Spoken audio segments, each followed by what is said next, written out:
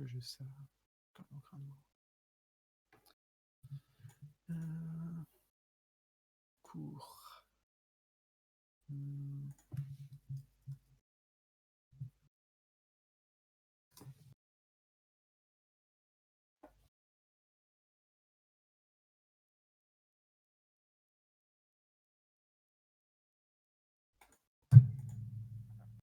Ok. Tu peux pas vraiment les faire mieux sur Illustrator, ouais. Bah, si en fait, mais ce serait pas avec des formes comme ça. En fait, tu peux carrément utiliser des brushes hein, sur Illustrator. Faut pas hésiter à prendre ta tablette et à dessiner comme si c'était sur Photoshop parce que ça fonctionne quoi. Et tu peux leur donner un côté un peu 3D quoi, mais en fait, ça demande déjà d'avoir un croquis quelque part ou d'avoir très, très précisément en tête la perspective quoi. Et après, tu redessines là-dessus. Mais moi, je serais toi, je ferais un croquis ou alors je ferais carrément un modèle 3D dont je me servirais comme base quoi. Mais déjà un croquis, ça peut être pas mal. Et ça peut être l'orienter un peu parce que là, vraiment de face comme ça, c'est très icône et je pense que tu peux te permettre de faire un peu plus objet que icône dans ce truc-là. Juste pour ces deux trucs-là, hein, parce que t'as déjà ça, c'est suffisant quoi. Et ouais, bah, c'est plus dur quoi. C'est clair que c'est plus dur. Sur Illustrator, tu peux faire de la fausse 3D, mais là, c'est pas des éléments qui sont. C'est pas isométrique, c'est pas juste une extrusion en fait. Donc ça peut, ouais, ça peut être un petit peu. En soi, la fiole, en plus, j'ai un peu du mal à comprendre. Qu'est-ce qu'elle donnera en 3D? Est-ce que ce truc-là, il est sur un couvercle ou quoi, tu vois? Combien de faces elle aurait? Ce genre de truc-là. Parce que si c'est ça, je peux te faire un modèle 3D, c'est très rapide, hein. Ça va prendre du temps, ok. Là, j'en profite pour créer mon truc. On va faire une petite intro au shader aujourd'hui. Ça va être très technique, mais ça va être très cool. L'année prochaine, on risque de faire des FX ensemble si les programmes sont à peu près les mêmes que cette année. Du coup, tout ce qui est particules système et shaders, des trucs qui, perso, moi, sont les trucs qui m'amusent le plus en fait. Dans mon taf, c'est ce que j'aime le plus faire. Et puis, c'est ce qui nous a un peu fait connaître sur internet aussi avec notre GIF, où on faisait des tutos de tout ça et tout. Du coup, j'ai plein de choses à dire là-dessus. Et là, ça peut être juste une petite intro sympa. Je pense qu'on va prendre le temps. Ça va être un truc où vous pouvez regarder quoi. Et relaxer pendant que vous regardez. Et, et ouais, non, ça va être juste ça. Les shaders, c'est vraiment cool parce que c'est moi ce qui me plaît en tout cas vraiment, c'est à l'intersection de la technique et du graphisme en fait. C'est à la fois un petit peu, voilà, surtout si vous codez, là on va pas le faire en code, on va le faire juste avec des notes, etc. Un peu comme Unreal, je sais pas si vous avez fait un peu de ça sur Unreal, mais voilà, ça va être comme ça. Et en même temps, c'est un peu technique, en même temps, c'est très graphique parce qu'il faut avoir une idée visuelle en avance. Bah, c'est du visuel cool, quoi. Donc, c'est le côté tech art, ce truc-là, technical artist, quoi, qui moi, me plaît beaucoup, beaucoup. Donc, je vous montrer un peu tout ça et vous montrer un peu ce qu'on peut faire avec. Ça va être le but un peu de celui-là. Et puis, vous donner des bases pour que vous puissiez commencer à faire des trucs un peu cool sur Unity, des effets qui bougent, des trucs qui s'animent, des trucs comme ça. Bah, Hugo, je regarderai la pause à la limite. Du coup, je vais démarrer ça. Alors, faites pas les choses en même temps que moi, forcément. À part peut-être cette première partie-là où je crée le projet. Ah, bah attends, je regarde maintenant. Hmm, euh, C'est c'est intéressant, hein, c'est cool. En fait, j'aurais pas forcément plus de retours que la dernière fois, en fait, c'est ça aussi.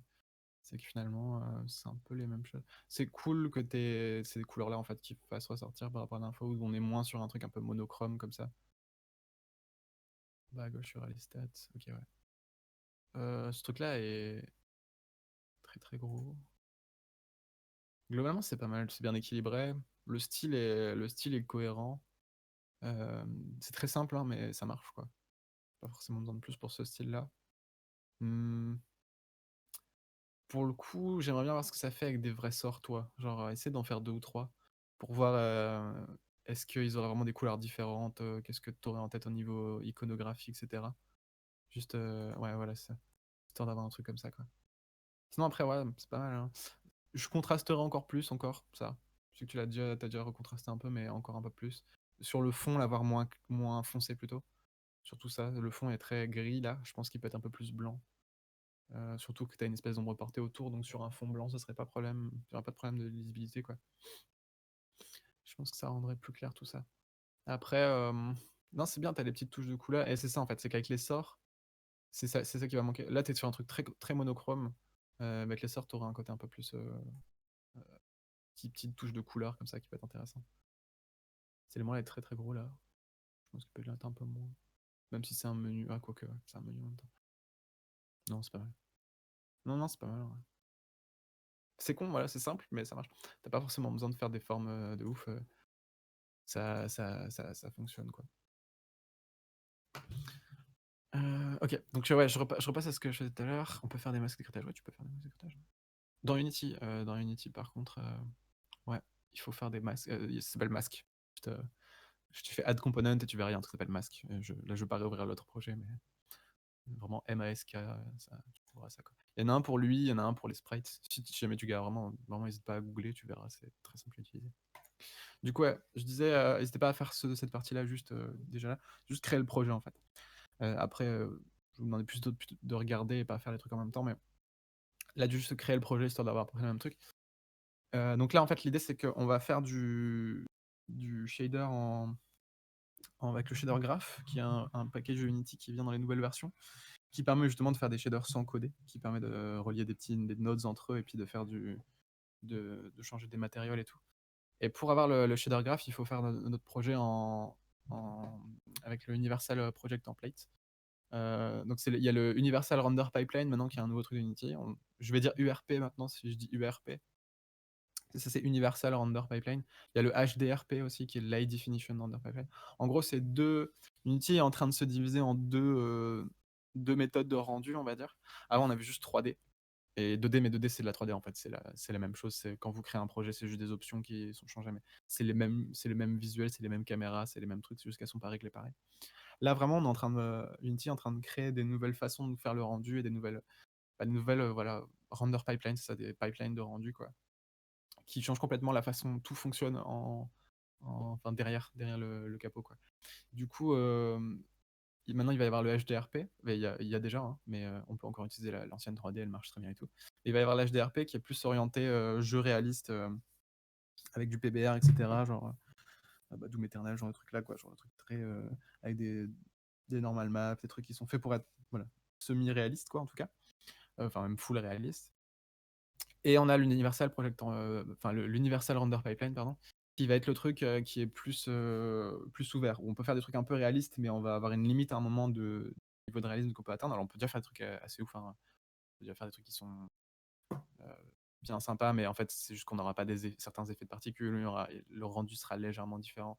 Il y a plein de trucs, les lumières volumétriques sont pas pareilles. Enfin, il y a plein de trucs comme ça en fait qui sont moins pensés pour faire de la PS4 ou genre de choses là, quoi.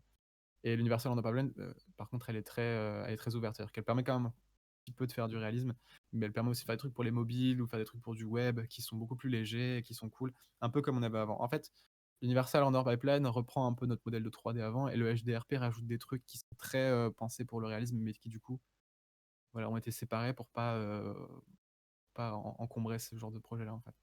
Donc ouais, créer un nouveau projet en mode Universal Render Pipeline. Et ce que je disais, ouais, ce qu'on va faire avec les shaders là, ça va être avec Shader Graph. Shader Graph a besoin de un de ces deux trucs là, en fait. On a besoin d'un des deux là, comme ça. On peut pas le faire avec la vieille 3D. Il fonctionne avec le nouvel Render Pipeline.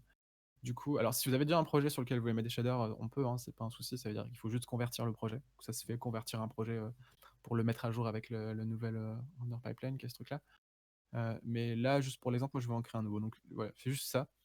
Quand vous arrivez sur créer un nouveau projet, c'est sélectionner ce truc là, quoi. Et en gros, bah voilà, il vous explique tout ça.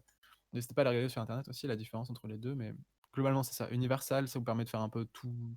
C'est franchement ce que vous allez faire en indé. Ça m'étonnerait que demain vous fassiez un truc full HD comme ça.